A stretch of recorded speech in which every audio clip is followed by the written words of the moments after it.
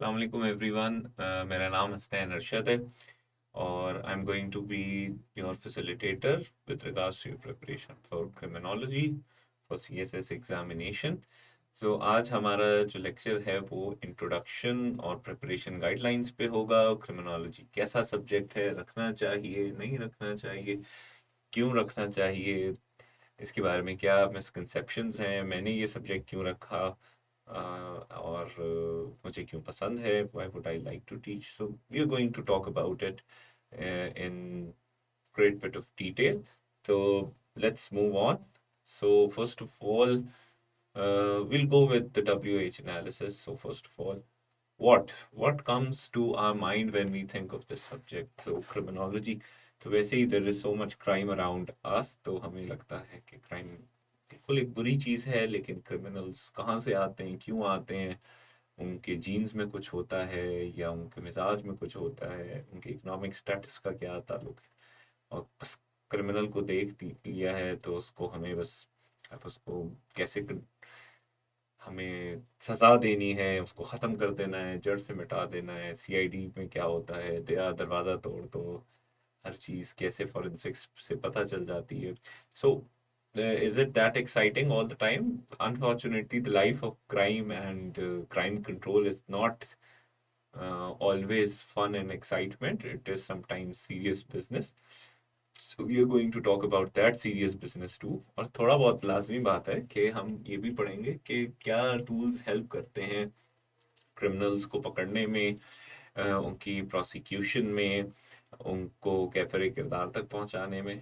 मगर सिर्फ x files और सीआईडी और क्राइम स्टोरीज और यही सब कुछ नहीं है। इसके अंदर काफ़ी सारी थेरीज भी हैं, सोशल एनालिसिस भी है, सीरियस टॉकिंग भी है, इसके साथ साथ टाइप्स ऑफ क्राइम है, हमारे मिसकंसेप्शंस अबाउट क्राइम क्या है, what is the reality and what is the empirical evidence and how do sociologists and social scientists approach crime।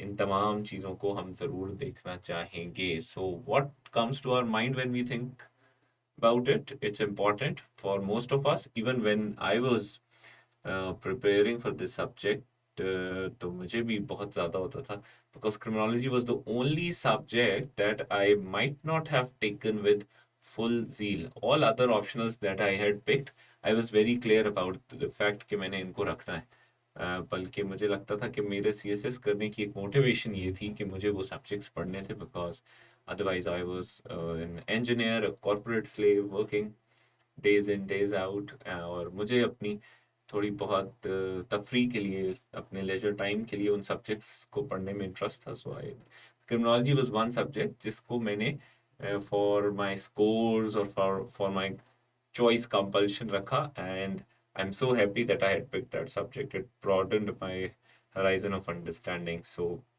we'll try doing my part in convincing few about it being a good subject or it worth being delving into. सो जो कुछ हमारा crime के बारे में सोच है वो कितना part of criminology, I think वो कुछ पार्ट ऑफ क्रिमिनोलॉजी जरूर है, मगर मे बी 20% है या 25% है, लेकिन उसके अलावा क्रिमिनोलॉजी है। तो वो हम देखेंगे। तो क्रिमिनोलॉजी में कॉजेज ऑफ क्राइम है, टाइप्स ऑफ क्राइम। अब आप सोच सकते हैं भाई टाइप्स ऑफ क्राइम मतलब क्राइम इज क्राइम, अब उसकी टाइप्स क्या हो सकती है। तो बहुत सारी टाइप्स हो सकती हैं, उसकी क्लासिफिकेशन हो सकती हैं, and then I think it's going to be quite intuitive for us to classify crime into various categories।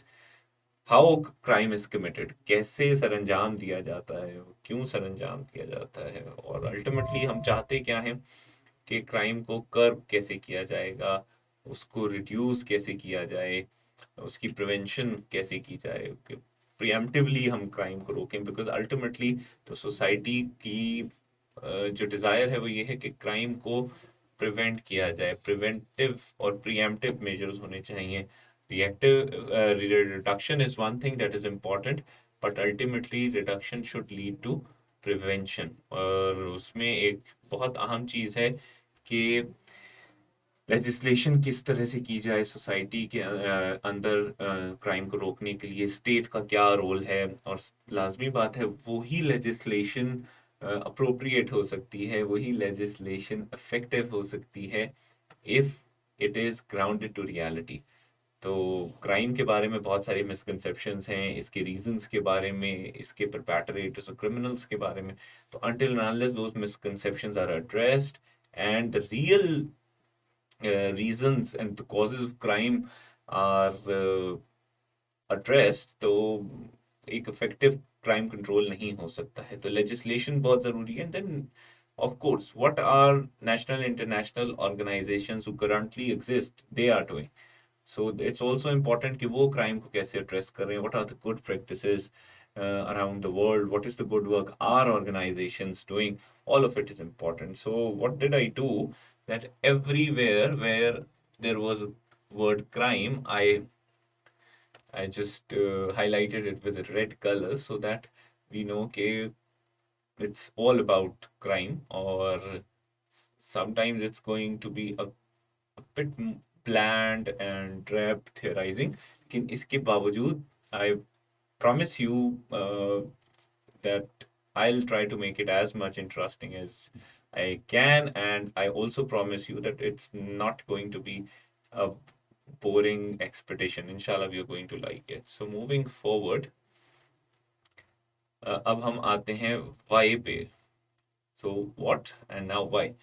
Subject grouping में ये सब्जेक्ट जनरली किन सब्जेक्ट्स के साथ आता है? लॉ के सब्जेक्ट्स के साथ।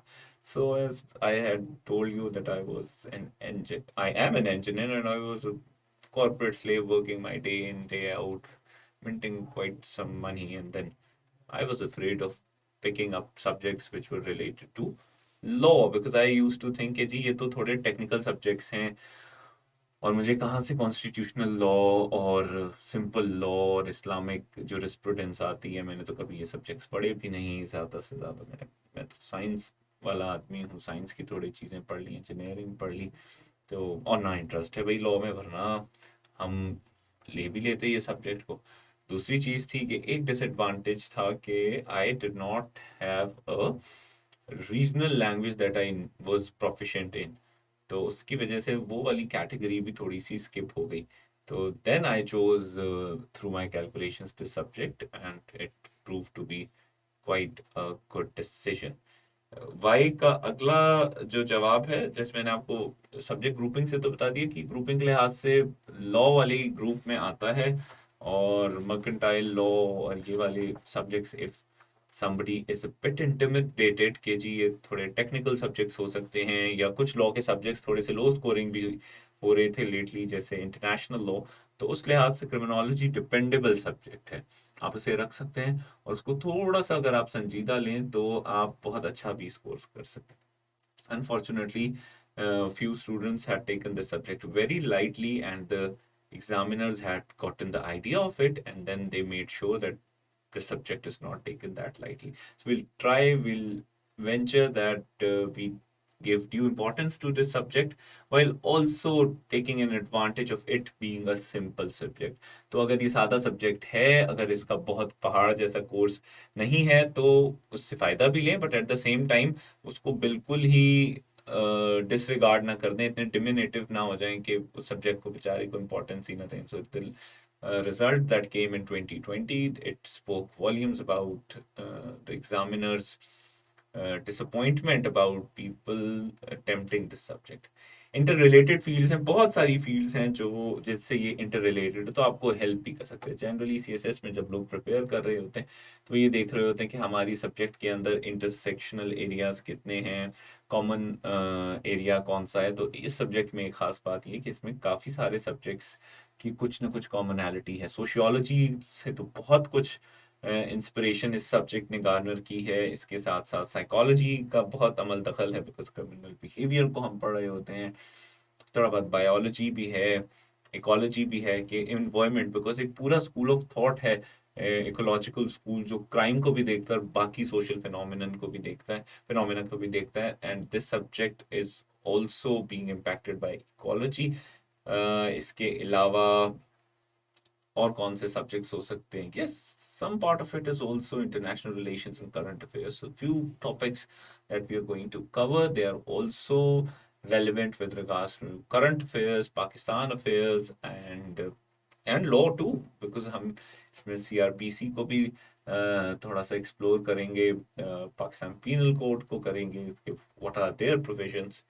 लेस टेक्निकल, बहुत ज़्यादा टेक्निकल सब्जेक्ट नहीं है, इसके अंदर जार्गन्स, इसके अंदर पहले से एक टेक्निकल प्री रेक्विजिट्स का होना वो नहीं है। So this is a very big advantage for of this subject for those who want to take a fresh start. So उनके लिए ये बहुत एक आसान चीज हो जाएगी। Enthusiasm and passion, अच्छा, एक सेंस ऑफ पर्पसफुलनेस है इस सब्जेक्ट के अंदर जब हम इसको पढ़ रहे होते हैं, क्योंकि there is a good purpose attached to it, and that good purpose is curbing crimes, preventing crime, and in a way provision of justice. तो समटाइम्स एक एक फीलिंग ऑफ फुलफिलमेंट भी हो रही होती है, there are people in our part of world as well that who have contributed to it. One of our very famous chief justices who has contributed to speedy disposal of justice, तो वो criminology उन्होंने पढ़ी है बाहर से, और and his learnings of his studying abroad, exploring that subject, were evident when he put forward certain steps for quicker disposition of justice. उसके बाद इंटरेस्ट, यस, अगर आपका इंटरेस्ट है सब्जेक्ट में ज़रूर रखें। अगर आप इंथ्रिल्ड होते हैं क्राइम स्टोरीज को देखकर टीवी पर, या मूवीज को देखकर, या इवन क्राइम नॉवेल्स पढ़ के, ऑर्थर कॉनन डॉयल को पढ़ के, शेरलॉक होम्स को देखकर ये पढ़ के, तो I think you are going to enjoy it. तो अगर तो आप रॉबर्ट डाउनी जूनियर या बेनेडिक्ट कम्बरबैच के फैन है, तो there is going to be some level of interest that you would develop in this subject. Course content simple हैं और बड़े क्लियरली डिमार्केटेड हैं, और ये सब्जेक्ट की खास बात है कि despite it being a newer subject, इसमें फील्ड, सेक्शन, सेगमेंट्स बहुत क्लियरली डिमार्केटेड हैं, और इसके अंदर डबल level of classification हुई है. So this helps an aspirant to prepare effectively for that. Scoring trend is still very good despite it being a slightly penalizing subject for those who took it non-seriously. I think ये subject बहुत हद तक rewarding है और पे of करता है, और अगर हम कॉस्ट बेनिफिट एनालिसिस करें इस सब्जेक्ट को रखने का, तो I think the subject page you of very well. Okay जी, व्हेन, तो when is an easy answer, goes without saying that definitely before exam. तो अब आज नहीं तो फिर अब कब, तो when answer is before exam and very much now कि बस अब हमें इसको सब्जेक्ट को पढ़ना चाहिए. 4 सेक्शंस हैं, सेक्शंस के हिसाब से करना है. एक इंटरेस्टिंग चीज जो इस सब्जेक्ट की है, जो मोस्टली हमारे सब्जेक्ट्स में नहीं है, एंड दैट इज चॉइस. जो इस सब्जेक्ट में क्वेश्चंस को अटेम्प्ट करने का चॉइस क्राइटेरिया है, वो थोड़ा सा डिफरेंट है और ट्रिकी भी है, फायदेमंद भी है. स्टेटिस्टिकली देखें तो 50% चॉइस है, एक सवाल करना है 2 में से, लेकिन हर 2 में से एक सवाल करना है. So you are not suppose to attempt 4 questions out of 8, but you have to attempt 1 question from the set of 2 questions, यानी हर सेक्शन में से 2 सवाल में से एक सवाल. तो आप पूरे सेक्शन को डिसरिगार्ड नहीं कर सकते कि आपने कहा कि जी मुझे ये नहीं पसंद है, तो मैं पूरा, फॉर एग्जांपल सेक्शन 3 मुझे थोड़ा सा डिफिकल्ट लगता है, तो उसको मैं सिरे से स्किप कर दूं. आई थिंक जैसे क्राइम में ये होता है कि अब आप एक पुलिस ऑफिसर हैं और आप कहें कि जी मैंने जो है वो रिलीजियस अफेयर्स के या रिलीजियसली मोटिवेटेड क्राइम्स को नहीं एड्रेस करना, और मैं सिर्फ जो है वो मर्डर और सेक्सुअल असॉल्ट और ब्राइबरी के क्राइम्स को एड्रेस करूंगा, लेकिन मैं इसको नहीं करूंगा, तो ऐसे नहीं है. since we have no choice when we are talking about crime prevention and about crime control. So, still, I think this is the same approach here. But at the same time, if we see the brighter side of it, we still can skip the four questions, which is not very much the case in most subjects. अच्छा जी, when के साथ तो ये when के बाद अब हम देखते हैं कि करेंगे कौन कौन। तो मैं और आप करेंगे, हम मिलके करेंगे। I am going to be a facilitator, I am going to facilitate you, try to help you with my understanding of the subject. How did I score reasonably in this subject, and how could I manage to score well overall, and what was the role of this subject? क्या tips थी, क्या tricks थी, वो भी कोशिश करेंगे उनको देखें। और थेरीज कैसे हैं, थेरीज को अप्लाई कैसे करना है, इस सब्जेक्ट को सर पे सवार किए बगैर ड्यू इम्पोर्टेंस कैसे देनी है, ये सारी चीज़ें। So we both are the only two important factors, and amongst I mean between us two, it's you who's the most important factor.